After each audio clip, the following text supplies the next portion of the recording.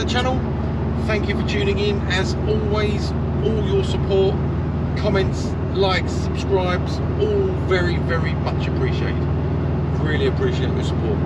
Anyway, while I was recording the previous Rush Hour Ramble, it inspired me for another little Rush Hour Ramble. So I'm just going to smash another one in there.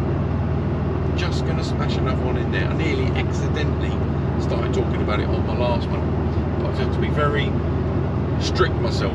Have ideas about content, deploy the content, don't cross into other areas, because I'm shooting myself in the foot and I need to shoot another video. Anyhow, so wicked one. Reliability, common thing. Reliability, are they reliable? Great topic, I think. Anyway, so obviously when I bought mine, you know, I was reading about Ringland, chocolate pistons, all the fear and hatred on the... It's funny when you buy a car that was, when I bought one, I guess, what was it, 10, 12 years old. So it already had like 10 years of fan hate. Where people are like, I bought one, never changed the oil, came the life out of it from cold, never let it cool down, ignored the maintenance, and it blew up. I hate Subaru, you know the ones. Anyway, look, it's like anything in some respects. Look after it. Like my last video, top 5 tips for new Subaru owners, basics: oil, right filter regularly, right fuel, check your belts, a little bit of mechanical sympathy, blah blah blah, normal stuff. Anyway, a few people I spoke to said, oh, if you're buying a Subaru, always keep $4,000 available just in case you need a rebuild, forged pistons and top end refresh, etc, etc. ARP studs, Cosworth gaskets, we all know the drill. Yeah, I thought, well, do you know what, I'm just going to daily the life out of mine, and I wouldn't say that I'd suddenly have $4,000 available, and I'd certainly be slightly perturbed if I had to suddenly throw another 4K at it, but you know, I absolutely adore the motor, so I would in a heartbeat. Anyway, one of my mechanics, literally every time I took the car in for its interim 5K service, he'd say, you not had it forged yet? No, because nothing's wrong with it, it's working fine. Anyway, reliability. Just to confirm about Ringland and all that stuff, or is it knocking, you know, it's on its way out, it's going to die. Have you got a leak? No. Never uses any oil, never uses any coolant. It's been the most reliable car. Get onto that. But so yeah, after my first couple of months of reading and getting like mental overload about problems associated with the EJ SUV 25 engine, you know, in the end I just blocked it out. And I suppose maybe at the start I did have concerns. Like I say, I've had the car 4.5 years, I have done 60,000 miles, I drive it how I want to, I always remember to warm it up before I give it the beans, I always cool it down after I've given it the beans, or I take the last 5 miles of my journey steadily and I put the best fuel in it where applicable, and of late it's been having Miller's octane boost and cleaning, blah blah blah. And I do give her a lot of love, but really that's mainly, I give it whatever it needs: brakes, exhausts, tyres, copious amounts of washing, copious amounts of hoovering. I love the motor.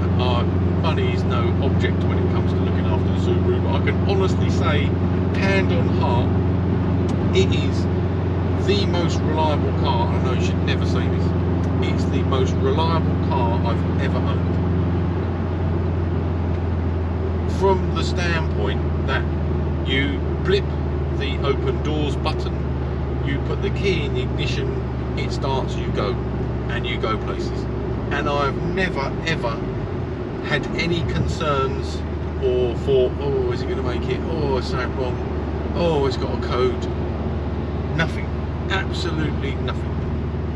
It's just been an absolute pleasure to own and drive. Let's give you an idea about another video, Rush Hour Ramble. The sheer pleasure and fun factor that it gives you for every type of driving, slow, intermediate, fast. Brilliant. Another video will do that. So reliability, yeah, insane. I did, well, as I said the word, codes, I have had 2 codes. Lambda sensor, that's why you have to get a code reader. 15 quid off Amazon, plug it in, get a code, Google the code, find out what it is. Just stops mechanics having your pants down. You can, instead of paying them diagnostics and they'll go, oh yeah, that's cost money. No, just get one yourself. Find out what the code is, get the part from the cheapest place possible, pay someone to fit it if you can't fit it yourself. So I did have a code once and it was just lambda sensor, easy peasy. I changed them both. At the end of the day, it's not that I'm made of money, but I'm thinking, you know, if one's gone, it's probably the same age as the car, let's just have them both. Make sure it's running right and then it doesn't suddenly happen again. Anyway, so that's one code I had. Once I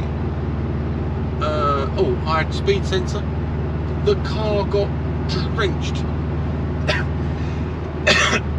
Excuse me.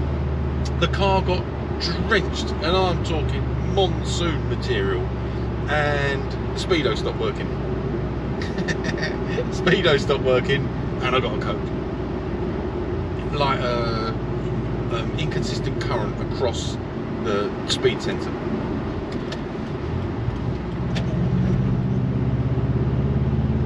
So I bought a speed sensor. It subsequently, the area dried. I believe it's either where they fit the KMH to MPH converter. Sometimes people don't tape or insulate the wires correctly, and when they get damp they touch and then it fails. Or similarly, water ingress on the speed sensor itself, which sits on top of the gearbox behind and under the intercooler. So if you can reach down there, great, but it's down there. Anyhow, so I bought a new one, but it dried, and this was probably 2 years ago, and it's never caused me any further problems. So I've got the part brand new at home in the box. I'm keeping that for the future. Another code, I did have a code regarding, I can't remember the name of it. There's some TPS, no, some flaps that open in the manifold to do with reducing emissions during cold start. One day they got stuck and that chucked up an error code. I just stopped the car, started again, it's fine. Those 3 things aside, so it's nothing that has ever stopped me from getting from A to B. And like I say, she takes me miles. I'll do 330 miles, well 400 miles every fortnight that I have my daughter, and then I do commuting to and fro, and it's my daily driver. I just use it for everything, bar nothing. And it does cost a small fortune in V-Power, but hey, look, I'm smiling. So yeah, it has been stratospherically reliable in terms of always open it, turn the key, it starts, second and third turn, and you're off, and it gets you places. Smiling. Genuinely the most reliable car I've ever had. Nothing like my Ford Mondeo ST220, and I have to admit, more reliable than my Fiesta. Admittedly, that seems reliable now because I don't use it. It's like an ornament. The Volkswagen camper van is pretty reliable. I mean, there's no tech in it, so you know it always staggers me because you're not relying on electronics. It's just reliable. But I know you shouldn't say it. I am at 63,000 miles. No, sorry, 64,000 miles during my ownership.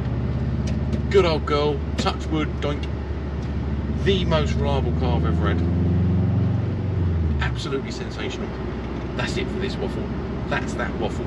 I don't know what the time is at. GoPro's gone to sleep. Surprise, surprise. Anyway, hope you enjoyed that one. Is it reliable? Yeah, hell yeah. Hell yeah.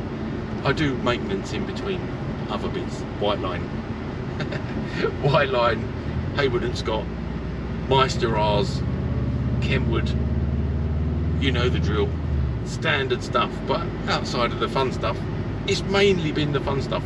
Mega reliable, fantastic car to own and drive. That's it for that one. Hope you're enjoying that. Hope you're enjoying the content. Don't forget, as always, hit that like, hit that subscribe, consider hitting that bell button so you get notifications when I post up new content. All right, take care everyone. Bye bye.